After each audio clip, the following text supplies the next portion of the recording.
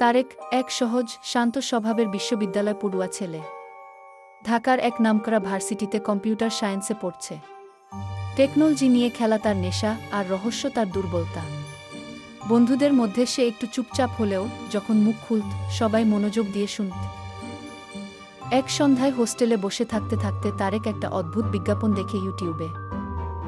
Fast face, মুখ দেখেই জানান আপনার পূর্বজন্মের মৃত্যু কিভাবে ঘটেছিল।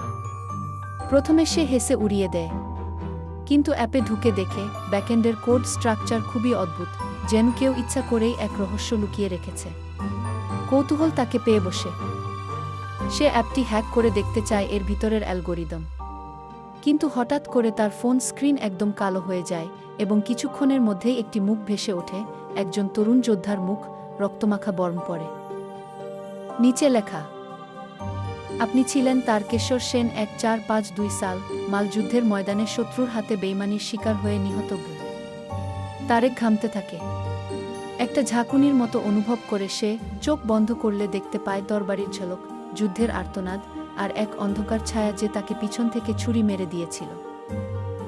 এরপর থেকে তারেকের চারপাশে অদ্ভুত সব ঘটনা ঘটতে থাকে। মাঝরাতে হোস্টেলের রুমে দেয়ালে আগুনের ছায়া, অচেনা ভাষায় ফিসফাস, এমনকি তার দেহে পুরনো যুদ্ধে পাওয়া ক্ষতর দাগ দেখা যায় ঘুম থেকে ওঠার পর। সে বুঝে ফেলে এটা কোনো অ্যাপ না, এটা একটা জীবন্ত মুখোশ, যে একবার তোমার মুখ চিনে ফেললে সেই পূর্বজন্মের ইতিহাস আবার জেগে ওঠে। তারেক খুঁজতে শুরু করে কি ফাস্ট ফেস কি এর নির্মাতা কে। লম্বা অনুসন্ধানের পর সে খোঁজ পায় এটি তৈরি করেছিল এক প্রাক্তন সফটওয়্যার ইঞ্জিনিয়ার, যিনি মানসিক ভারসাম্য হারিয়ে গিয়েছিলেন এবং এখন নিখোঁজ। তারেক বুঝে যায় তাকে আবার ফিরতে হবে সেই অতীতের যুদ্ধে। এবারের যুদ্ধ বাস্তব নয়, বরং মনের ভেতরের সেই ছায়াদের সঙ্গে, যারা এখনও তার চারপাশে হেঁটে বেড়ায়। শেষমেশ এক রাতে সে আয়নার সামনে দাঁড়ায়। চোখে চোখ রাখে নিজের প্রতিফলনের সাথে।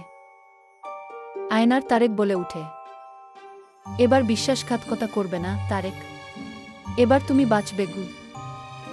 তারপর ফোনের ক্যামেরা নিজে নিজেই চালু হয়ে যায়।